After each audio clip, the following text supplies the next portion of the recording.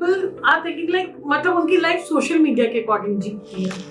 कितने लाइक्स आ रहे हैं, कितने सब्सक्राइब्स आ रहे हैं, वो भी एक बहुत ज्यादा इफेक्ट कर रहा है लोगों की मेंटल हेल्थ को। उस पे आप क्या कहोगे? बिल्कुल, एक वो अभी आजकल के समय में शायद बहुत सारे लोग एक रील और एक रियल लाइफ में जी रहे, तो उनकी रियलिटी ही उनका रियल लाइफ है, सोशल मीडिया ही उनका रील है, उनका रियलिटी है, या जो जिसको वो एडमायर करते हैं, इन्फ्लुएंसर्स हैं, एक्टर्स हैं, जो भी हैं, वो ही उनके आइडल होते हैं, उनकी लाइफ को वो रेप्लिकेट करना चाहते हैं और चाहते हैं कि जैसे एक छोटे सी कमेंट के लिए या एक अटेंशन सीक, जैसे पूनम पांडे वाला जो केस आप बता रहे थे, वो एक अटेंशन सीकिंग था कि लोग मुझे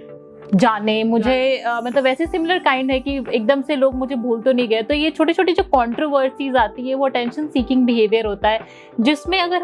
हम जैसे नंदी बताई थी उर्फी जावेद का केस, अगर हम हिस्ट्री के कॉन्टेक्स्ट में अगर देखें, एक केस की तरह एनालाइज करें, तो उसमें ज़रूर कहीं पास्ट का कोई ट्रॉमा, कोई बहुत difficult experiences, distorted home environment या फिर पेरेंटल कॉन्फ्लिक्ट या रिलेशनशिप में इश्यूज, कहीं ना कहीं कुछ बैकलॉग में हमें ज़रूर देखने को मिलता है, जिसका आउटकम ये होता है। जैसे आपने बोला पेरेंटल कॉन्फ्लिक्ट, ये पेरेंटल कॉन्फ्लिक्ट का क्या असर आता है बच्चों पे? बच्चा जब ग्रोइंग एज में होता है तो जैसे हम घर बनाते हैं तो नींव पे बड़ा ध्यान रहता है हमारा कि नींव मजबूत होनी चाहिए। तो जब बच्चा बड़ा हो रहा होता है तो जो बचपन वाला फेज होता है उसमें कुछ बिल्डिंग ब्लॉक्स होते हैं, पेरेंट्स, स्कूल, पीयर, ये बहुत इंपॉर्टेंट बिल्डिंग ब्लॉक है बच्चे के लिए। तो शुरू से एक रोल मॉडल ही उसके पेरेंट्स हैं। तो पेरेंट्स जिस तरह से आपस में बात कर रहे हैं या जो उनका एक्सपीरियंस रहा है मैरिज का, तो अगर वो हेल्दी देख रहे हैं तो उनकी कोपिंग स्किल्स, उनका अपना रिलेशनशिप्स, फ्रेंडशिप सब बड़े हेल्दी उसमें हो जाते हैं। बट अगर कॉन्फ्लिक्ट्स देख रहे हैं तो एक फियर आ जाता है या फिर एक एक्सट्रीम लेवल ऑफ डिपेंडेंसी आ जाती है पार्टनर्स पे। तो पेरेंटल रिलेशनशिप का बच्चों पे मैं कहूँगी बिल्कुल डायरेक्ट इम्पैक्ट होता है। और अगर कॉन्फ्लिक्टिंग एनवायरनमेंट में बच्चा बड़ा हो रहा है तो आगे जाके या बचपन में उसको इमोशनल, एकेडमिक्स, अलग अलग तरीके के इश्यूज होते हैं जो जनरली एडोलसेंस में हमें देखने को मिलते हैं। तो कई बार एकेडमिक डिफिकल्टीज जो बच्चे फेस करते हैं उसमें इमोशनल इश्यूज का एक बहुत बड़ा रोल होता है। ऐसा नहीं है कि हर बच्चा अगर जो परफॉर्म नहीं कर पा रहा है वो पढ़ना नहीं चाहता है, वो इमोशनली शायद स्टेबल नहीं है या इमोशनली स्ट्रगल कर रहा है, कोई टर्बुलेंस फेस कर रहा है, जिसकी वजह से उसका एकेडमिक परफॉर्मेंस पे इम्पैक्ट हो रहा है। ओके, लाइकवाइज आपने बोला कि बच्चों में ये आता है, बिल्डिंग ब्लॉक्स में प्रॉब्लम आती है। बट हम देखते हैं जब कॉर्पोरेट लाइफस्टाइल में भी जाते हैं, काफी लोग जो है एक दूसरे के साथ उस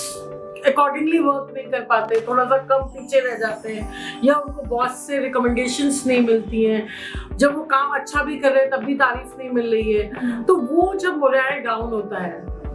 then how to overcome that? क्योंकि वो मेंटल हेल्थ पे बहुत ज्यादा ट्रॉमा होता है, इफेक्ट करता है। एज एन एडल्ट हमें ये समझने की जरूरत है कि पहले हम गेज करें, उसको ना कैलकुलेटिवली देखने की कोशिश करें कि क्या मेरे में कमी है या मुझसे गलती हुई है, मुझे उस चीज के लिए क्रिटिसाइज किया जा रहा है या करेक्ट किया जा रहा है। तो if that is happening with me and that's a bitter truth, कड़वा सच होता है, अपने आप में एक्सेप्ट करने का मुश्किल होती है। बट अगर है तो मैं उस पर वर्क करने की कोशिश करूँ, ग्रेजुअली इसको इम्प्रूव करने की कोशिश करूँ। सेकेंडली, हो सकता है मेरी में कैपेबिलिटी है, मैंने काम भी सही किया है, बट मेरे जो सुपीरियर हैं, जो अथॉरिटी फिगर्स हैं, उनका अप्रोच अलग है। तो यहाँ पे ये भी समझने की जरूरत है ना, I am not at fault, दूसरे इंसान की तरीका गलत है, उस वजह से वो इस तरीके से रिएक्ट कर रहे हैं, तो मुझे वो इंटरनलाइज नहीं करना है, मेरी गलती नहीं होती, and I have to keep believing in my self.